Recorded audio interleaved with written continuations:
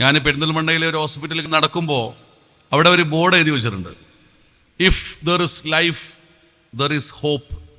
ജീവനുണ്ടോ പ്രതീക്ഷ ഉണ്ട് എന്നാണ്. ജീവൻ്റെ അവസാനത്തെ സമയം വരെയും നമുക്ക് പ്രതീക്ഷ ഉണ്ടാവണം. നമുക്കൊക്കെ രോഗം, നാളെ എനിക്ക് അല്ലെങ്കിൽ നിങ്ങൾക്ക്, നമ്മുടെ അവസാനത്തെ അടുത്ത സ്റ്റെപ്പ് എന്ന് പറഞ്ഞാൽ ഒരു രോഗത്തിൻ്റെ കാലമായിരിക്കും ചിലപ്പോൾ, അല്ലെങ്കിൽ ഒരു അവശതയുടെ കാലമായിരിക്കും, അല്ലെങ്കിൽ ഒരു സങ്കടത്തിൻ്റെ കാലമായിരിക്കും, അല്ലെങ്കിൽ ഒരു ദുരിതപ്പാടിൻ്റെ കാലമായിരിക്കും. ഇതിനെ മറികടക്കാൻ സാധിക്കുന്ന വിധത്തിൽ നമ്മുടെ മനസ്സിനെ എങ്ങനെയാണ് നാം സജ്ജമാക്കേണ്ടത്? ഒരു രോഗകാലം നമുക്ക് വന്നാൽ അതിനെ മറികടക്കാൻ സാധിക്കുന്ന വിധത്തിൽ എങ്ങനെയാണ് നമ്മൾ നമ്മുടെ മനസ്സിനെ സജ്ജമാക്കേണ്ടത്? നിങ്ങൾ ആലോചിച്ച് നോക്കൂ. അയ്യൂബ് നബി അലൈഹിസ്സലാത്തു വസ്സലാമിന് രോഗം വരികയാണ്. അയ്യൂബ് നബിയുടെ രോഗം എന്ന് പറഞ്ഞാൽ പെട്ടെന്നല്ല. അയ്യൂബ് നബിയുടെ രോഗത്തെക്കുറിച്ച് മാത്രമാണ് നമുക്ക് വലിയ അറിവുള്ളത്. അയ്യൂബ് നബിയുടെ രോഗത്തിൻ്റെ മുമ്പൊരു കാലമുണ്ട്. അതേതാ കാലം? സുഭിക്ഷതയുടെ കാലം. എല്ലാവരും കണ്ടാൽ കൊതിക്കുന്ന ഒരു കാലം, പണത്തിൻ്റെ ഒരു കാലം, നമ്മൾ ആഗ്രഹിക്കുന്ന ഒരു ഭൗതിക സുഖങ്ങളൊക്കെ അനുഭവിച്ചു പോന്ന ഒരാളുടെ ജീവിത കാലമാണ് അയ്യൂബ് നബി അലൈഹിസ്സലാത്തു വസ്സലാമിൻ്റെ രോഗത്തിന് മുമ്പുള്ള കാലം എന്ന് പറഞ്ഞാൽ. പിന്നെ രോഗം എങ്ങനെ ഉണ്ടാവുന്നത്? ഒരു വ്രണമാണ്, ഒരു സ്കാർ, ഒരു വ്രണം, ഒരു മുറിപ്പാട് വന്ന് അതിങ്ങനെ വീർത്ത് പൊട്ടാൻ, അതിങ്ങനെ വലുപ്പത്തിൽ ഇങ്ങനെ വളരാൻ തുടങ്ങി. ശരീരമാസകലം രോഗം വരികയാണ്, ശരീരമാസകലം രോഗം വരികയാണ്. അയ്യൂബ് നബി അലൈഹിസ്സലാത്തു വസ്സലാം പ്രാർത്ഥിക്കുന്നുണ്ട്, വഅയ്യൂബ ഇദ് നാദാ റബ്ബഹു അന്നീ മസ്അനിയൽ ദുർ വഅൻത അർഹമുർ റാഹിമീൻ. എനിക്കിതാ രോഗം വന്നിരിക്കുന്നു, അള്ളാഹു അത് ശിഫയാക്കി തരും എന്നാണ്. ഒരു വിശ്വാസിയുടെ ആശ്വാസം നിങ്ങൾ നോക്ക്. ഒരു വിശ്വാസിയുടെ ആശ്വാസം അങ്ങനെയാണ്. തിരുവനന്തപുരത്തെ റീജിയണൽ ക്യാൻസർ സെൻ്ററിൻ്റെ ഏറ്റവും അറിയപ്പെടുന്ന ഒരു ഡോക്ടറുണ്ട്. നിങ്ങൾ പറഞ്ഞാൽ നിങ്ങളെല്ലാവരും അറിയും. അദ്ദേഹത്തിൻ്റെ പേര് ഈശ്വർ എന്നാണ്. ഈശ്വർ ഏറ്റവും സീനിയർ ആയിട്ടുള്ള RCCയിലെ ഏറ്റവും അറിയപ്പെടുന്ന ഡോക്ടറാണ് അദ്ദേഹം. ശ്രീചിത്ര ഹോസ്പിറ്റലിലെ ഡോക്ടറാണ് അദ്ദേഹം. അദ്ദേഹം എല്ലാ രോഗികളോടും പറയുന്നൊരു വാക്ക് എന്താണെന്നറിയോ? എൻ്റെ പേര് ഈശ്വർ എന്നാണ്, പക്ഷെ ഞാൻ ഈശ്വരനല്ല. അവസാനം എന്താ പറയുക? ഞാനത് നേരിട്ട് കണ്ട ഒരാളാണ്. എൻ്റെ ഒരു സഹോദരനെ അദ്ദേഹത്തിൻ്റെ ട്യൂമറുമായി ബന്ധപ്പെട്ട് ബ്രെയിനിൽ വന്ന ട്യൂമർ ചികിത്സിക്കാൻ വേണ്ടി കൊണ്ടുപോയപ്പോൾ ഈശ്വർ ഡോക്ടർ വരുന്നുണ്ട് എന്ന് പറഞ്ഞിട്ട് എല്ലാവരും കൂടി ഓടിച്ചെല്ലാണ്. അപ്പോൾ അദ്ദേഹം ഇങ്ങനെ നിന്നിട്ട് ഓരോരുത്തരോട് പറഞ്ഞു കൊടുക്കുകയാണ്, നിങ്ങളുടെ രോഗിയുടേത് ബ്രെയിനിൻ്റെ പുറത്താണ്. ഞാൻ അപ്പോഴാണ് അത് അറിയണത്. നിങ്ങളുടേത് ബ്രെയിനിൻ്റെ ഉള്ളിലാണ്. ഇപ്പോൾ നമ്മൾ ആ ക്യാൻസർ എടുത്ത് മാറ്റുമ്പോൾ സ്വാഭാവികമായിട്ടും രക്തം കുറേ പോവും. എന്നാലും ഞാൻ ശ്രമിക്കാം. അവസാനത്തെ വാക്കെന്താണെന്നറിയോ? ഞാൻ ഈശ്വരനല്ല. എൻ്റെ പേര് ഈശ്വരനാണ്, പക്ഷെ ഞാൻ ഈശ്വരനല്ല. ആ ഈശ്വരനോട് നിങ്ങൾ എന്ത് ചെയ്യുക? നിങ്ങൾ പ്രാർത്ഥിക്കുക എന്നുള്ളതാണ്. ഒരു മനുഷ്യൻ്റെ അവസാനത്തെ സ്റ്റെപ്പ് അവിടെയാണ്, ലാസ്റ്റ് സ്റ്റെപ്പ് എന്ന് പറഞ്ഞാൽ. അതുകൊണ്ടാണ് പ്രിയപ്പെട്ടവരെ, അള്ളാഹുവുമായിട്ട് നമ്മൾ അടുക്കണം. അതാണ് നമുക്ക് ആശ്വാസം എന്ന് ഖുർആനിൽ പറയുന്നത്. പടച്ചോൻ പറഞ്ഞില്ലേ, നിങ്ങൾ എന്നെ ഓർക്ക്, ഫദ്കുറൂനി അദ്കുറുക്കും. നിങ്ങൾ എന്നെ ഓർത്താൽ ഞാൻ നിങ്ങളെ ഓർക്കും. ഓർത്താൽ മതി, മനസ്സിൽ കുറച്ചു നേരം അള്ളാഹു എന്ന് ഓർത്താൽ മതി. ഇപ്പൊ ചില ആളുകൾ ബദരീങ്ങളൊക്കെ ഓർക്കും. ബദരീങ്ങളാൽ തുണയേകണേ എന്ന് പറയുന്ന ആൾക്കാരുണ്ട്. അവർക്ക് പടച്ചോനെ ഓർക്കാൻ കഴിയില്ല. ഹൈവേയിലൂടെ ഇങ്ങനെ ഡ്രൈവ് ചെയ്ത് വരുമ്പോൾ പുതിയ ഹൈവേ ആണല്ലോ, ഒന്നും കണ്ട് വണ്ടി തെന്നി മാറിയാൽ മതി. കാലുമെന്ന് ഇങ്ങനെ ആക്സിലേറ്റർ പോയി, ആക്സിലേറ്റർ ചവിട്ടേണ്ടതിന് പകരം ബ്രേക്ക് ചവിട്ടിയാൽ മതി. ആ വണ്ടിൻ്റെ എല്ലാ കൺട്രോളും പോകും. പെട്ടെന്നാണ് കാര്യങ്ങൾ മാറുക. അപ്പം നമ്മുടെ ഉള്ളിൽ നിന്ന് ഈമാൻ വരും. അപ്പം നമ്മൾ ആരെയാണ് വിളിക്കുന്നത്? അതാണ് നമ്മുടെ വിശ്വാസം എന്ന് പറഞ്ഞാൽ. നിങ്ങൾ ആലോചിച്ച് നോക്ക്, വളരെ പെട്ടെന്നാണ് ജീവിതത്തിൽ ഒരു അസുഖം നമുക്കിങ്ങനെ വരുമ്പോൾ നമുക്ക് റബ്ബിലേക്ക് എത്താൻ സാധിക്കണം. ലോകപ്രശസ്തരായ പല ആളുകളും വളരെ അടുത്ത്, ഫുട്ബോൾ രംഗത്ത് പ്രശസ്തരായ ആളുകൾ, പല രംഗത്തും പ്രശസ്തരായ ആളുകളൊക്കെ അവരവസാനം അള്ളാഹുവിലേക്ക് എത്തിയത്. ഇപ്പൊ എലിസബത്ത് ഗിൽബർട്ട് എന്ന് പറയുന്ന ലോക പ്രശസ്തയായിട്ടുള്ളൊരു എഴുത്തുകാരിയുണ്ട്. എലിസബത്ത് ഗിൽബർട്ടിന്റെ പ്രത്യേകത, ജീവിതത്തിൽ അവർ ഏറ്റവും ഉന്നതിയിലെത്തിയ ആളാണ്. ഇപ്പൊ ചില ആളുകൾ ആഗ്രഹിക്കും, ഞാൻ വലിയ എഴുത്തുകാരനാവണം, ഞാൻ വലിയ പ്രഭാഷകനാവണം, എന്നെ ലക്ഷോപലക്ഷം ആളുകൾ അറിയണം, എൻ്റെ പുസ്തകങ്ങൾ ധാരാളമായി വിറ്റഴിക്കപ്പെടണം എന്നൊക്കെ ആളുകൾ ആഗ്രഹിക്കും. മനുഷ്യൻ്റെ ഒരു സ്വാഭാവികതയാണ് ഈ അധികാര വാഞ്ച എന്ന് പറയുന്നത് പോലെ ഈ മെറ്റീരിയൽ ലഹരി എന്ന് പറഞ്ഞാൽ. അപ്പോൾ എലിസബത്ത് ഗിൽബർട്ട് ലോകത്ത് ഏറ്റവും ഉന്നതിയിലെത്തി. കോടിക്കണക്കിന് ഫോളോവേഴ്സ് ഉണ്ടായി അവർക്ക്. ഇന്നത്തെ ആളുകൾ ഫോളോവേഴ്സിന് വേണ്ടി പിന്നാലെ ഓടുകയാണ്. ഫോളോവേഴ്സിനെ ഉണ്ടാക്കാൻ വേണ്ടിയിട്ട് സമൂഹത്തിൻ്റെ ധാർമ്മികത മുഴുവൻ ആളുകൾ ഇല്ലാതെയാക്കുകയാണ്. എലിസബത്ത് ഗിൽബർട്ടിന് എല്ലാം ഉണ്ടായി, പക്ഷെ സമാധാനം ഉണ്ടായില്ല. അവർ സമാധാനം കിട്ടാൻ വേണ്ടി എന്ത് ചെയ്യണമെന്ന് ആഗ്രഹിച്ചപ്പോൾ അവരോടൊരു സുഹൃത്ത് പറഞ്ഞു, നിങ്ങൾ ഒറ്റക്കൊരു സ്ഥലത്ത് പോയി താമസിച്ചാൽ മതി, എന്നാൽ സമാധാനം ഉണ്ടാവുന്നു. ഒറ്റക്കൊരു സ്ഥലത്ത് പോയി താമസിച്ചാൽ സമാധാനം ഉണ്ടാവും. അപ്പോൾ യൂറോപ്യനായ എലിസബത്ത് ഗിൽബർട്ട് ഇങ്ങനെ ആലോചിച്ചിട്ട് തീരുമാനിച്ചു, അങ്ങനെയാണെങ്കിൽ ഒറ്റക്കൊരു ദ്വീപിൽ പോയി താമസിക്കാം. അവർ ഇന്തോനേഷ്യയിലെ ഒരു ദ്വീപിൽ താമസിക്കാൻ വേണ്ടി പോയി. ഒറ്റക്ക് താമസിക്കാൻ പോവാണ്. ഇന്നത്തെ ആൾക്കാരില്ലേ, കുടുംബം വേണ്ട, നാട് വേണ്ട, സമൂഹം വേണ്ട, ഒറ്റയ്ക്ക് ഏതെങ്കിലും ഫ്ലാറ്റ് പോയി താമസിച്ചാൽ സമാധാനം ഉണ്ടാവും എന്ന് പറയുന്ന ആൾക്കാരുണ്ട്. എലിസബത്ത് ഗിൽബർട്ട് പോയിട്ട് ഒറ്റക്ക് ഇന്തോനേഷ്യയിലെ ഒരു വിജനം എന്ന് പറഞ്ഞാൽ 90% അവിടെ മനുഷ്യർ താമസിക്കുന്നില്ല, ഒരു ചെറിയ ശതമാനം ആളുകൾ മാത്രമേ താമസിക്കുന്നുള്ളൂ. അങ്ങനത്തെ ഒരു ദ്വീപിൽ പോയി ഒരു കടലിന്റെ വക്കത്ത് അവർ താമസിക്കുകയാണ്. അവരിങ്ങനെ താമസിച്ച് ആദ്യത്തെ 3-4 ദിവസമൊക്കെ അവർക്ക് സമാധാനമുണ്ട്, പിന്നെ സമാധാനമില്ല. എന്താ കാരണം? മനുഷ്യർക്ക് സമാധാനം ഉണ്ടാവണമെങ്കിൽ മനുഷ്യരുടെ പിന്നാലെ കൂടണം. ഞാൻ ആവർത്തിക്കാം, മനുഷ്യർക്ക് ഈ ലോകത്ത് സമാധാനം ഉണ്ടാവണമെങ്കിൽ മനുഷ്യരോട് സംസാരിക്കുകയും മനുഷ്യരോട് ഇടപഴകുകയും ചെയ്യണം. ഒരു പ്രവാചകനും തൻ്റെ ജീവിതത്തിന്റെ കാലഘട്ടത്തിലൊക്കെ അവർ ഇറങ്ങിയത് സമൂഹത്തിലേക്കാണ്. മതം അവർ പ്രചരിപ്പിച്ചത് സമൂഹത്തിലാണ്, പ്രതിസന്ധികളെ നേരിട്ടത് സമൂഹത്തിലാണ്, സൊസൈറ്റിയിലാണ് ഏറ്റവും കൂടുതൽ ജീവിതം ഉണ്ടാകേണ്ടത്. അപ്പൊ എലിസബത്ത് ഗിൽബർട്ട് ഒരു 4-5 ദിവസം ജീവിച്ചിട്ട് സമാധാനം പോയി. അപ്പൊ അവരിങ്ങനെ കടൽക്കരയിൽ വന്ന് നിൽക്കുമ്പോൾ ഒരു സ്ത്രീ ഉണ്ട്, കക്ക പെറുക്കുന്ന, കടൽ വിഭവങ്ങൾ ഒരു ചാക്കിൽ ശേഖരിക്കുന്ന ഒരു സ്ത്രീ ഉണ്ട്. ആ ചാക്കിൽ ശേഖരിക്കുന്ന സ്ത്രീ വളരെ സന്തോഷത്തോടുകൂടി ചിരിക്കുകയും അവരുടെ ജോലിയിൽ സദാ വ്യാപൃതയാവുകയും ചെയ്യുന്ന ഒരു സ്ത്രീയാണ്. അവരോട് ഒരിക്കൽ, അവരെ കാണുമ്പോഴൊന്നും എലിസബത്ത് ഗിൽബർട്ട് ചിരിക്കാറില്ല, പക്ഷെ ഒരിക്കൽ അവരെ കണ്ടപ്പോൾ ചോദിച്ചു, നിങ്ങൾ എന്തിനാണ് ഇങ്ങനെ, നിങ്ങൾ വളരെ സന്തോഷവതിയാണല്ലോ. ഞാൻ ലോകത്ത് ഏറ്റവും അറിയപ്പെടുന്ന ആളാണ്, ഞാൻ ലോകത്ത് എഴുത്ത് രംഗത്തും പ്രഭാഷണ രംഗത്തും യാത്രാ മേഖലയിലും 100 കണക്കിന് ആളുകൾ, ലക്ഷോപലക്ഷം ആളുകൾ അറിയുന്ന ഒരു സെലിബ്രിറ്റിയാണ് ഞാൻ, പക്ഷെ എനിക്ക് പോലും ഈ സമാധാനമില്ലല്ലോ. അപ്പൊ ആ സ്ത്രീ പറഞ്ഞത് എന്താണെന്നറിയോ? ആ സ്ത്രീ ഇവരെ അവരുടെ വീട്ടിലേക്ക് കൂട്ടിക്കൊണ്ടുപോയി. വീട് കാണിച്ചു കൊടുത്തപ്പോൾ ചെറിയ ഒരു വീട്, ഒരു കൂരയാണ്. പക്ഷെ ആ സ്ത്രീ എന്നിട്ട് ഖുർആൻ എടുത്ത് കാണിച്ചു കൊടുത്തു. ഞാൻ സമാധാനം കണ്ടെത്തുന്നത് ഈ വേദഗ്രന്ഥത്തിൽ നിന്നാണ്. നിങ്ങൾ ആലോചിച്ച് നോക്കൂ, എനിക്കും നിങ്ങൾക്കും അത് പറയാൻ സാധിക്കുമോ? ഞാൻ എൻ്റെ ജീവിതത്തിൽ സമാധാനം, വലക്കത് യസ്സർനൽ ഖുർആന ലിദ്ദിക്ർ ഫഹൽ മിൻ മുദ്ദക്കിർ, ഈ ഖുർആൻ നിങ്ങൾക്ക് നാം എളുപ്പമാക്കി തന്നിട്ടില്ലേ? ഖുർആനിനെ നാം നിങ്ങൾക്ക് എളുപ്പമാക്കി തന്നിട്ടില്ലേ? ആ എളുപ്പമുള്ള ഖുർആനിലൂടെ നമ്മൾക്ക് സമാധാനം കിട്ടുന്നുണ്ടോ? എലിസബത്ത് ഗിൽബർട്ട് ഇസ്ലാമിനെ കുറിച്ച് അവർ തെറ്റിദ്ധരിച്ച കാര്യങ്ങളൊക്കെ എഴുതിയിട്ട് പറയുന്നുണ്ട്, ഞാൻ വിചാരിച്ചത് ഇസ്ലാം ഭീകരതയുടെ, അസമാധാനത്തിന്റെ, യുദ്ധത്തിന്റെ, പരസ്പരമുള്ള വൈരത്തിന്റെ, കലാപ മനസ്ഥിതിയുടെ മതമാണ് എന്നാണ്.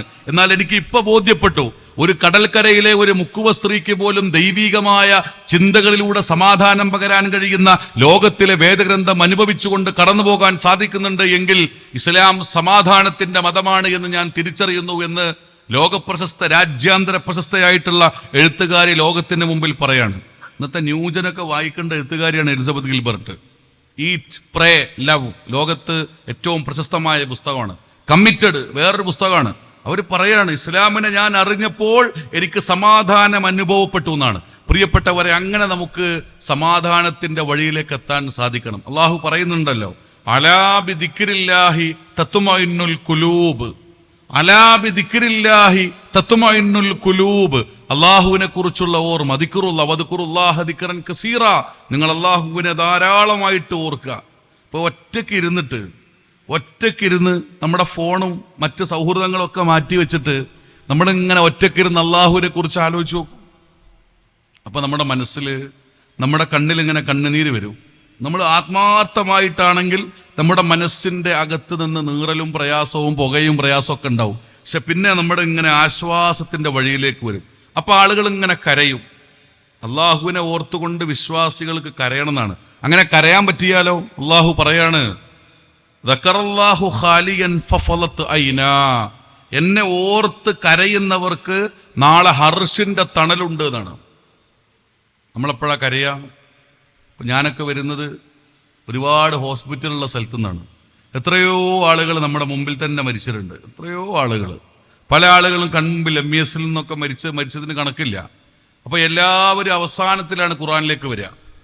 അവസാന ഓപ്പറേഷനൊക്കെ കഴിഞ്ഞ് ഡോക്ടർ പറയും ലാസ്റ്റ് സ്റ്റേജാണ്, ഒന്നുമില്ലാന്ന്. ഇത് കുടുംബക്കാരിൽ നിന്നും ഡോക്ടറിൽ നിന്നും ബോധ്യപ്പെടുന്ന ആൾക്കാർ പറയും, എന്നാ ഒരു ഖുർആനിക്ക് കൊടുന്നേരുമോ? എന്നിട്ട് വീട്ടിൽ അതുവരെ തുറക്കാത്ത ഖുർആൻ കൊണ്ടുവന്നിട്ട് ആ ICUവിൻ്റെ ആ തണുപ്പ് കിടന്നിട്ട് മറിക്കാനും പറ്റൂല, ഓതാനും പറ്റൂല, അങ്ങനെ കിടന്ന് മരിച്ചു പോകുന്ന ആൾക്കാരുണ്ട്. നമ്മൾ ആലോചിച്ച് നോക്കും, മനുഷ്യന്റെ മനസ്സിൽ ആശ്വാസം കിട്ടണോ? അഷ്റാഫു ഉമ്മത്തി ഹമലത്തുൽ ഖുർആൻ, ഏറ്റവും നല്ല സമൂഹം ഖുർആനിനെ വഹിക്കുന്നവരാണെന്നാണ്. വഹിക്കുക, എന്താ വഹിക്കുക എന്ന് പറഞ്ഞാൽ നമ്മൾ ഓതും മാറ്റിവെക്കും, അങ്ങനല്ല. ജീവിതത്തിൽ പാരായണം, പഠനം, പഠിപ്പിച്ചു കൊടുക്കുക, മനഃപ്പാടമാക്കുക, തദബ്ബുർ നടത്തുക, അത് ഇസ്തിമാഉൽ ഖുർആൻ, ഖുർആൻ കേൾക്കുക, അങ്ങനെ അനുഭവിച്ചുകൊണ്ട് ഖുർആൻ നെഞ്ചിലേക്കെടുക്കുക. നെഞ്ചിലേക്കെടുത്ത ഖുർആൻ നമ്മുടെ കൈകാലുകൾ കൊണ്ട് ജീവിതത്തിന്റെ കർമ്മപദത്തിലേക്ക് ആവിഷ്കരിച്ചെടുക്കുക. അങ്ങനെയാണെങ്കിൽ നമുക്ക് സമാധാനം ഉണ്ടാവുന്നതാണ്. അതാണ് മുസ്ലിമിന്റെ സമാധാനം എന്ന് പറഞ്ഞാൽ. ആ സമാധാനം പ്രിയപ്പെട്ടവരെ അനുഭവിക്കാൻ നമുക്ക് സാധിക്കുന്നുണ്ടോ? വനുനസ്സിലു മിനൽ ഖുർആനി മാ ഹുവ ശിഫാഅ വറഹ്മത്തുൽ ലിൽ മുഅ്മിനീൻ. വനുനസ്സിലു മിനൽ ഖുർആൻ മാ ഹുവ ശിഫാഅ വറഹ്മത്തുൽ ലിൽ മുഅ്മിനീൻ. ഖുർആൻ വിശ്വാസികൾക്ക് ശമനമാണ്, ആശ്വാസമാണ്. ആശ്വാസം എന്നുള്ള പദം നിങ്ങൾ ആലോചിച്ച് നോക്കൂ. നമ്മളൊക്കെ ഏറ്റവും ആഗ്രഹിക്കുന്നത് എന്താ? ഒന്ന് ഉറങ്ങാനാണ്, ഒന്ന് ശാന്തമായി ഉറങ്ങാനാണ്. രാത്രിയിൽ സുന്ദരമായി ഉറക്കം ലഭിച്ച പിറ്റേ ദിവസം നമ്മൾ പറയും, ഇന്നലെ നന്നായിട്ട് ഉറങ്ങിയിട്ടുണ്ടെന്നാണ്. അത് എന്തുറക്കാണ്? ശരീരത്തിന്റെ ഒരു ഉറക്കമുണ്ട്, ഞരമ്പുകൾ തളർന്നിട്ട് ശരീരം ഉറങ്ങുന്ന ഒരു ഉറക്കമുണ്ട്. ആ ഉറക്കല്ല, അതിനേക്കാൾ അപ്പുറത്തേക്ക് മനസ്സിന് ആശ്വാസം കിട്ടിയിട്ടൊരു ഉറക്കമുണ്ട്. മനസ്സിന് ആശ്വാസം കിട്ടിയിട്ടുള്ള ഉറക്കം, അത് നമുക്ക് എങ്ങനെയാ കിട്ടുക? ആ ആശ്വാസം എവിടുന്നാ കിട്ടുക? അത് റബ്ബിൽ നിന്നേ കിട്ടുള്ളൂ. ആ ബർക്കത്ത് റബ്ബിൽ നിന്നേ കിട്ടുള്ളൂ. അത് കിട്ടാൻ വേണ്ടിയിട്ട് നമ്മൾ പരമാവധി റബ്ബിലേക്ക് നമ്മൾ അടുക്കുകയാണ് ചെയ്യേണ്ടത്. ഇപ്പൊ ഞാൻ എൻ്റെ വാക്കുകൾ ദീർഘിപ്പിക്കുന്നില്ല. അബൂ ഹസൻ അലി നദ്വി, നിങ്ങളൊക്കെ എല്ലാവർക്കും നിങ്ങളുടെ നാവിൻ തുമ്പിലുള്ള ഒരു മഹാപണ്ഡിതനാണ്. മുസ്ലിമൂന ഫിൽ ഹിന്ദ് എന്ന പുസ്തകമെഴുതിയ വിഖ്യാത വിശ്രുതനായ പണ്ഡിതനാണ്. അദ്ദേഹത്തിന്റെ പ്രത്യേകത എന്താ? എന്നും ഇസ്ലാമിനെ കുറിച്ചാണ് ചർച്ച. ഇസ്ലാമിനെ കുറിച്ച് എഴുതുക. ദുബായ് ഗവൺമെന്റ് അവിടുത്തെ ഹോളി ഖുർആൻ അവാർഡ് പ്രഖ്യാപിച്ച സമയത്ത് അത് ആദ്യമായി കൊടുത്തത് അബൂ ഹസൻ അലി നദ്വിക്കാണ്. ഞാൻ കോളേജ് പഠിക്കുന്ന കാലത്ത് എനിക്ക് ഓർമ്മയുണ്ട്, അതിൻ്റെ അറബി പുസ്തകം എൻ്റെ സുഹൃത്തുക്കൾ വായിക്കുന്ന സമയത്ത് ഞാൻ അതിൻ്റെ അടുത്തിരുന്നിട്ട് ഞാൻ അങ്ങനെ കേൾക്കുമായിരുന്നു. അപ്പം അതിൽ നമ്മുടെ നാട്ടിലെ ഒരുപാട് അറബി കോളേജുകളെ കുറിച്ചുള്ള പരാമർശമുണ്ട്. ഇന്ത്യയിലെ മുസ്ലിം സമൂഹത്തിൻ്റെ അഭിമാനകരമായ നിലനിൽപ്പിനെ കുറിച്ചുള്ള പരാമർശങ്ങളുണ്ട് ആ പുസ്തകത്തിൽ. മാത്രമല്ല, മുസ്ലിങ്ങളുടെ പതനം നിങ്ങൾ ആലോചിച്ച് നോക്കൂ. ഒരു മുസ്ലിം സമൂഹം എങ്ങനെയാണ് തകരുന്നത് എന്ന് ലോകത്തിന്റെ ചരിത്രത്തെയും ഇസ്ലാമിനെയും ഖുർആാനിനെയും ഉദ്ധരിച്ചുകൊണ്ട് അദ്ദേഹത്തിന്റെ ലോകപ്രശസ്തമായൊരു പുസ്തകമുണ്ട്. നിങ്ങൾ ആലോചിക്കുക, ഒരു വായനക്കാരനൊക്കെ അത്ഭുതപ്പെടുത്തുന്ന ഒരു പുസ്തകമാണ് അബൂ ഹസൻ അലി നദ്വിന്റെ പുസ്തകങ്ങൾ എന്ന് പറഞ്ഞാൽ. അദ്ദേഹം മരിക്കുന്നത് എങ്ങനെയാണെന്നറിയോ? അദ്ദേഹം മരിക്കുന്നത് ഖുർആൻ ഇങ്ങനെ പാരായണം ചെയ്ത് അങ്ങനെ മരിക്കുകയാണ്. ഖുർആൻ ഇങ്ങനെ പാരായണം ചെയ്തിട്ട് അവസാനം അതിങ്ങനെ മടക്കി വെച്ചിട്ട് ശാന്തമായ മരണമാണ്. ഇത്ര ആളുകളാണ്, ഇന്ത്യയിൽ മാത്രമല്ല ലോകത്ത് മുഴുവൻ അദ്ദേഹത്തിൻ്റെ വിദ്യാർത്ഥികളുണ്ട്, അദ്ദേഹത്തെ വായിക്കുന്നവരുണ്ട്. അതാണ് ശാന്തമായ ഏറ്റവും നല്ല മരണം. അതാണ്. ചില ആൾക്കാർ പ്രാർത്ഥിക്കലുണ്ടെന്ന് പറഞ്ഞിട്ടുണ്ട്, നമസ്കാരത്തിൽ മരിക്കണേന്ന്, സുജൂദിൽ മരിക്കണേന്നൊക്കെയാണ്. ആശ്വാസകരമായ മരണം. ഇപ്പം ഇന്ന് നമ്മൾ കണ്ട എന്താ? ഇന്ന് ദുബായിൽ ഒരാൾ മരണപ്പെട്ടിട്ടുണ്ട്. ഇന്റർസെപ്റ്റ് ചെയ്യപ്പെട്ട മിസൈൽ പൊട്ടിത്തെറിച്ചിട്ട് അത് തലയിൽ വന്ന് വീണിട്ടാണ് ഒരു പാകിസ്ഥാനി മരിക്കുന്നത്. എവിടുന്നാ നമ്മൾ മരിക്കുക എന്ന് പറയാൻ പറ്റില്ല. ഡോക്ടർമാർ പ്രവചിക്കും. എനിക്കറിയാം, വള്ളോമ്പുറത്ത് വളരെ പ്രായമുള്ള ഒരാളുണ്ട്. അദ്ദേഹം മരണപ്പെടുമെന്ന് അദ്ദേഹത്തിൻ്റെ അനിയൻ എന്നോട് പറഞ്ഞാണ് ഏതാനും മാസങ്ങൾക്ക് മുമ്പ്. ഈ നോമ്പിൻ്റെ ഏതാനും ആഴ്ചകൾ ഞങ്ങൾ ഒരുമിച്ചിരുന്ന് ഭക്ഷണം കഴിച്ച്. ഇപ്പം ഞാനിങ്ങനെ ആലോചിക്കരുന്ന്, ഡോക്ടർമാരൊന്ന് പറയും, കുടുംബം ഒന്ന് വിചാരിക്കും, അദ്ദേഹം ജീവിതത്തിലേക്ക് തന്നെ തിരിച്ചു വരും. ഇതാണ് മനുഷ്യന് അള്ളാഹു കൊടുക്കുന്ന വളരെ പ്രധാനപ്പെട്ട ഒരു സംവിധാനം എന്ന് പറഞ്ഞാൽ, അള്ളാഹു തീരുമാനിക്കണം ഒരാളപ്പോ അള്ളാഹുവിലേക്ക് മടങ്ങണമെന്നുള്ളത്. അതുകൊണ്ട് അലാ ബിദിക്രില്ലാഹി തത്മഇന്നുൽ ഖുലൂബ്. അലാ എന്ന് പറഞ്ഞ അറബി പദം. അലാ എന്ന് പറഞ്ഞാൽ എന്താ? ഏയ്. നമ്മൾ പറയാറുണ്ടല്ലോ, ഒരാളോട് നമ്മൾ ഗൗരവത്തിൽ പറയുന്നൊരു വാക്കാണ് ഏയ് എന്നുള്ളത്. അലാ ബിദിക്രില്ലാഹി തത്മഇന്നുൽ ഖുലൂബ് എന്ന് പറഞ്ഞാൽ ഏയ്, അള്ളാഹുവിനെ കുറിച്ചുള്ള ഓർമ്മ കൊണ്ടാണ് മനസ്സുകൾ ശാന്തമായി തീരുന്നത് എന്നാണ്. അള്ളാഹുവിനെ കുറിച്ചുള്ള ഓർമ്മ. അതുകൊണ്ട് പ്രിയപ്പെട്ടവർ, അള്ളാഹുവിലേക്ക് അടുക്കുക. ഇത് റമദാന്റെ സമയമാണ്. അള്ളാഹുവോടും പ്രധാനമായി ചെയ്യേണ്ട 4 കാര്യങ്ങളുണ്ട്. ഒന്നെന്താ? അള്ളാഹുവോട് പ്രാർത്ഥിക്കുക. ഉദൂനി അസ്തജിബു ലക്കും. ആർക്ക് വേണ്ടി? എല്ലാ ആളുകൾക്കും. ജീവിതത്തിൽ നമ്മളെ സഹായിച്ചവർക്ക്, ജീവിതത്തിൽ നമ്മുടെ പ്രസ്ഥാനത്തെ മുന്നിൽ നടന്നവർക്ക്, ജീവിതത്തിന്റെ വിവിധ മേഖലകളിൽ നമ്മളെ കൈപിടിച്ചുയർത്തിയവർക്ക്, എല്ലാവർക്കും വേണ്ടി നമ്മൾ പ്രാർത്ഥിക്കുക. 1. 2, അള്ളാഹുവിൽ തവക്കുൽ ചെയ്യാം. വഅലാ റബ്ബിഹിം യതവക്കലൂൻ, അള്ളാഹുവിൽ തവക്കുൽ ചെയ്തുകൊണ്ട് ജീവിക്കാൻ നമുക്ക് സാധിക്കണം. 3, ആ റബ്ബിൽ പ്രതീക്ഷ അർപ്പിക്കുക. 4, ആ റബ്ബിനെ ഭയപ്പെടുക. അള്ളാഹു നമ്മൾ ഭയപ്പെടുക. അള്ളാഹുവിനെ ഭയപ്പെട്ട നാളെ നിങ്ങൾ ആലോചിച്ചു നോക്കുക, ഈ ലോകത്ത് അള്ളാഹുവിനെ ഭയപ്പെടുന്ന ആളുകൾക്ക് നാളെ എന്താണുള്ളത്? അപ്പോൾ അല്ലാമ ഇക്ബാൽ അദ്ദേഹം വിദേശ നാട്ടിൽ പഠിക്കുന്ന കാലത്ത് ഒരു ദിവസം അദ്ദേഹം നമസ്കരിക്കാൻ വേണ്ടിയിട്ട് രാവിലെ എഴുന്നേൽക്കുകയാണ്. അപ്പോൾ ഒളുവെടുക്കാൻ വേണ്ടി സമയം കഴിഞ്ഞോ, ഒളുവെടുക്കാൻ വേണ്ടിയിട്ട് അദ്ദേഹം ഇങ്ങനെ ഹൗലിലേക്ക് വിരലിങ്ങനെ ഇട്ട് മുക്കുമ്പോൾ ഐസ് കട്ടകളുടെ ഇടയിലൂടെയാണ് വിരൽ താഴേക്ക് ഇറങ്ങുന്നത്. അദ്ദേഹം എന്നിട്ട് അദ്ദേഹത്തിന്റെ പുസ്തകത്തിൽ എഴുതിയിട്ടുണ്ട്, the water was mightier than sword, ഒരു വാളിനേക്കാൾ മൂർച്ചയുള്ള വെള്ളമായിരുന്നു എന്നാണ്. എന്നിട്ടും അദ്ദേഹം എന്ത് ചെയ്തു? അദ്ദേഹം നമസ്കരിച്ചു. നിങ്ങൾ ആലോചിച്ച് നോക്ക്, അദ്ദേഹം നമസ്കരിക്കുകയാണ്, ആ തണുപ്പിലും നമസ്കരിക്കുകയാണ്. എന്തുകൊണ്ടാണത്? അത് അള്ളാഹുവുമായിട്ടുള്ള ഭക്തിയാണ്, തഖ്വയാണ്. അള്ളാഹു പറയുന്നുണ്ടല്ലോ, വലിമൻ ഖാഫ മഖാമ റബ്ബിഹി ജന്നത്താൻ, വലിമൻ ഖാഫ മഖാമ റബ്ബിഹി ജന്നത്താൻ. അള്ളാഹുവിനെ ഭയപ്പെട്ട് ജീവിക്കുന്ന ആളുകൾക്ക് നാളെ സ്വർഗത്തിൽ 2 ആരാമങ്ങൾ, 2 മലർവനികൾ, 2 തോട്ടങ്ങളുണ്ട് എന്നാണ്. അപ്പൊ അള്ളാഹുവിനെ നമ്മൾ ഭയപ്പെടണം. ആ ഭയപ്പെടുമ്പോൾ നമുക്ക് ആശ്വാസമുണ്ട്. എന്താണ്? ഇതൊക്കെ നാളെ എനിക്ക് ഒരു മുതൽക്കൂട്ടായി തീരും, അല്ലേ? നമ്മൾ പറയാറുണ്ട്, ഹാസിബു ഖബ്ല അൻ തുഹാസബു. അതിന്റെ താഴെ ഒരു വരിയുണ്ട്. എന്താണ്? റമദാനിൽ നമ്മൾ കൂടുതൽ ആലോചിക്കണം. വസിനു അമാലക്കും ഖബ്ല അൻ തൂസന അലൈക്കും. നിങ്ങൾ തൂക്കി നോക്കണം, നിങ്ങൾക്ക് എതിരായി തൂക്കപ്പെടുന്നതിന്റെ മുന്നേ എന്നാണ്. വസിനു അമാലക്കും ഖബ്ല അൻ തൂസന അലൈക്കും. നിങ്ങൾ എന്ത് കൊടുത്തു? മങ്കടയിൽ ഒരു എഞ്ചിനീയർ ഉണ്ടായിരുന്നു, ഏതാനും വർഷങ്ങൾക്ക് മുമ്പ് മരണപ്പെട്ടു. അദ്ദേഹം ഒരു പ്രസ്ഥാന നേതാവല്ല, സ്റ്റേജിലും പേജിലും ഒന്നുമില്ല, എവിടെയുമില്ല. അദ്ദേഹം ഒരു കരിസ്മാറ്റിക് പേഴ്സണാലിറ്റി അല്ല, എന്ന് പറഞ്ഞാൽ വ്യക്തിപ്രഭാവത്തിലൂടെ ജനങ്ങളെ സ്വാധീനിച്ച ഒരാളല്ല. വളരെ ഒരു ശാന്തമായി ജീവിച്ച ആളാണ്. അദ്ദേഹത്തിന്റെ മയ്യത്ത് നമസ്കരിക്കാൻ 100 കണക്കിന് ആളുകൾ വരികയാണ്. അപ്പൊ ആ നാട്ടുകാരൻ അത്ഭുതപ്പെട്ടു, ആരാണ് ഇപ്പൊ ഇങ്ങനെ ഇത്ര വലിയ ആളാണ് അദ്ദേഹം? അപ്പൊ അതിന്റെ കാരണം എന്തായിരുന്നു എന്നറിയോ? അദ്ദേഹത്തിന്റെ നാട്ടിലും പരിസര പ്രദേശങ്ങളിലുള്ള എല്ലാ സംരംഭങ്ങളിലും അദ്ദേഹത്തിന്റെ ഒരു സമ്പത്തിന്റെ ഭാഗമുണ്ട്, അദ്ദേഹത്തിന്റെ ഒരു പ്രാർത്ഥനയുണ്ട്, അദ്ദേഹത്തിന്റെ ഒരു അടുപ്പമുണ്ട്. അതാണ് നമുക്ക് എപ്പോഴും വേണ്ടത്. എപ്പോഴും സൽക്കർമ്മങ്ങളിലേക്ക് എടുത്തു ചാടാനുള്ള മനുഷ്യന്റെ വ്യഗ്രതയാണ് പ്രിയപ്പെട്ടവരെ നമുക്ക് എപ്പോഴും വേണ്ടത്. ആ സൽക്കർമ്മമാണ് നമുക്ക് ആശ്വാസം തരിക. ഒരു സൽക്കർമ്മം ചെയ്യൂല, അള്ളാഹുവിനെ ഓർക്കില്ല. നമുക്ക് ചില ആളുകൾ പറയാറുണ്ട് നീഡഡ് റിലിജ്യൻ എന്ന് പറയും. എന്നാൽ നീഡഡ് റിലിജ്യൻ എന്ന് പറഞ്ഞാൽ ആവശ്യമുള്ളപ്പോൾ മാത്രം മതം. ഇപ്പൊ കേരളത്തിലേക്ക് ലഹരി എങ്ങനെയാ വന്നത്? കേരളത്തിലേക്ക് ലഹരി വരാനുള്ള ഒരു കാരണം 90കൾക്ക് ശേഷമുള്ള മുസ്ലിം കല്യാണ വീടുകളിൽ പോലും വരന്റെ സുഹൃത്തുക്കൾക്ക് വിളമ്പിയിരുന്നത് മദ്യമായിരുന്നു എന്ന് ഒരു വാർത്ത ഉണ്ട്. അത് വളരെ ശരിയാണ്. പല വീടുകളിലും വരന്റെ സുഹൃത്തുക്കൾക്ക് മദ്യം വിളമ്പിയിട്ട് പിറ്റേ ദിവസം ഹംദും സലാത്തും ചൊല്ലിയിട്ട് തുടങ്ങുന്ന വിവാഹത്തിന് എന്ത് ബർക്കത്തുണ്ടാവുക? നിങ്ങൾ ആലോചിച്ച് നോക്കൂ, എന്ത് ബർക്കത്തുണ്ടാവുക? ഈ മദ്യം വിളമ്പിയിട്ട് നമ്മൾ വിവാഹത്തിലേക്ക് എത്തുമ്പോൾ അവിടെ ആദ്യം തന്നെ ദീന് പോവാണ്. കുല്ലു മുസ്കിരിൻ ഹറാം, ലഹരി ഉണ്ടാക്കുന്നതൊക്കെ ഹറാമാണ്. കുല്ലു മുസ്കിരിൻ ഹറാം, ഇന്നമൽ ഖംറു വൽ മൈസുറു വൽ അൻസാബു വൽ അസ്ലാമു റിജ്സും മിൻ അമലി ശൈത്വാൻ. അള്ളാഹു കൃത്യമായി പറഞ്ഞിട്ടുണ്ട്. ആ ഹംറ് ഉപയോഗിക്കുന്നവരും ലഹരി ഉപയോഗിക്കുന്നവരൊക്കെ ശൈത്താന്റെ വാട്സപ്പ് ഗ്രൂപ്പുകാരാണ്, നമ്മളെ വിഭാഗത്തിൽ പെട്ടവരല്ല എന്നാണ്. അത് ഉപയോഗിക്കാത്ത ആളുകൾക്ക് എന്തുണ്ടാവും? ആയുസ് ഉണ്ടാവും, ആരോഗ്യം ഉണ്ടാവും. ഇപ്പൊ നിങ്ങൾ ആലോചിച്ച് നോക്കും, മഞ്ചേരിയിലെ മുനിസിപ്പാലിറ്റി കൗൺസിലറെ ഒരു പയ്യൻ കൊന്നു.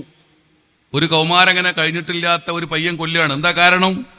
അദ്ദേഹത്തിന്റെ കാറ് പാർക്ക് ചെയ്തിട്ട് അദ്ദേഹം ഇറങ്ങി. കാറ് പാർക്ക് ചെയ്തിട്ട് ഒരു സ്ഥലം കൂടി ബാക്കി നിൽക്കാൻ വേണ്ടിയിട്ട് കുട്ടികളോട് പറഞ്ഞു, ഒന്നങ്ങോട്ട് മാറ്റി പാർക്ക് ചെയ്യുമെന്ന് പറയണം. ആ മാറ്റി പാർക്ക് ചെയ്യുമെന്ന് പറഞ്ഞിട്ട് ഇവര് മാറ്റി പാർക്ക് ചെയ്യാത്തത് കൊണ്ട് കാറിന്ന് ഇറങ്ങിയതാണ്. കാറിന്ന് ഇറങ്ങിയിട്ടില്ല, വേറൊരു യുവാവ് വലിയൊരു കല്ലെടുത്തിട്ട് തലക്കടിച്ചു. തൽക്ഷണം അദ്ദേഹം മരണപ്പെട്ടു. മഞ്ചേരി മുനിസിപ്പാലിറ്റി കൗൺസിലർ മരണപ്പെടാനുള്ള കാരണം എന്താണ് എന്ന് സമൂഹം ഇങ്ങനെ ആലോചിക്കുക. ഒരു കാറ് പാർക്ക് ചെയ്യുന്നതുമായി ബന്ധപ്പെട്ട തർക്കം എങ്ങനെയാണ് ഒരു തല്ലിലും അതല്ലെങ്കിൽ ഒരു കല്ലിലൊരാളുടെ തല കൊണ്ടുപോയിട്ട് അടിക്കാൻ എത്ര കാരണം എന്താ ഉണ്ടായത്? അപ്പൊ ഇങ്ങനെ പരിശോധിച്ച് നോക്കിയപ്പോൾ ആ യുവാവ് ലഹരിക്ക് അഡിക്റ്റാണ്. ഞാൻ പറയാം, ഇന്നത്തെ ലോകത്തിലെ ഏറ്റവും നല്ല പ്രവർത്തനം എന്ന് പറഞ്ഞാൽ ഒരു ലഹരി അഡിക്റ്റിനെ അതിൽ നിന്ന് മോചിപ്പിക്കലാണ്. ഒരു സംശയമില്ല. അത്രയധികം പണത്തിന്റെ ആർഭാടത്തിന്റെ മുസ്ലിം സമൂഹത്തിന്റെ മാതാപിതാക്കൾ ആലോചിക്കേണ്ടത് നമുക്ക് റിസ്ക് നൽകുന്നത് അള്ളാഹുവാണ്. ആ റിസ്ക് നൽകുക എന്ന് പറഞ്ഞാൽ റിസ്ക് എന്ന് പറയുന്ന വാക്കിന് സാലറി എന്ന് മാത്രമല്ല അർത്ഥം. വീട്, കുടുംബം, മക്കൾ, ജീവിക്കാൻ, തൊഴിൽ ചെയ്യാനുള്ള സന്ദർഭങ്ങൾ, കൃഷിയിടങ്ങൾ, ഇതൊക്കെ റിസ്ക്കാണ്. ഇത് അള്ളാഹു നമുക്ക് നൽകിയതാണ്. വമാ മിൻ ദാബത്തിൻ ഫിൽ അർളി ഇല്ലാ അലല്ലാഹി റിസ്ഖുഹാ വയഅലമു മുസ്തഖറഹാ ഔ മുസ്തൗദാഹാ കുല്ലും ഫീ കിതാബിൻ മുബീൻ. വമാ മിൻ ദാബത്തിൻ ഫിൽ അർളി ഇല്ലാ അലല്ലാഹി റിസ്ഖുഹാ. അള്ളാഹു റിസ്ക് തരാത്ത ഒരാളും ഒരു സചേതനമായ ജീവിയും ഈ ലോകത്തില്ല എന്നാണ്. ആ റിസ്ക്കിൽ നിന്നാണ് നമ്മുടെ മക്കൾ വലിയ ഒരു വിഹിതം ലഹരിക്ക് വേണ്ടിയിട്ട് പണം ചെലവഴിക്കുന്നത്. നമ്മൾ ആലോചിച്ചു, സമാധാനം ഉണ്ടാവുമോ? സമാധാനം ഉണ്ടാവില്ല. അതുകൊണ്ട് ഞാൻ അവസാനിപ്പിക്കട്ടെ പ്രിയപ്പെട്ടവരെ. ജീവിതത്തിന്റെ ഏറ്റവും വലിയ ഗുണമെന്താ? നമ്മൾ മുസ്ലിമായി എന്നതിൻ്റെ ഏറ്റവും വലിയ ഗുണമെന്താ? നമുക്ക് എല്ലാം പരീക്ഷണമാണ് എന്നാണ്. ആരോഗ്യമുണ്ടോ? പരീക്ഷണമാണ്. പണമുണ്ടോ? പരീക്ഷണമാണ്. രോഗമുണ്ടോ? പരീക്ഷണമാണ്. സൗകര്യങ്ങളുണ്ടോ? പരീക്ഷണമാണ്. ഇതൊക്കെ പരീക്ഷണമാണെന്നും ഇത് നൈമിഷികമാണ്, എപ്പോഴും തീരാം. വളരെ ദരിദ്രനായ ഒരാള് ചിലപ്പോ പെട്ടെന്ന് സമ്പന്നനാവും. ഒരുപാട് കാലം ഇരുട്ടിൽ ജീവിച്ച ഒരാള് പിന്നെ വെളിച്ചത്തിൽ ജീവിക്കും.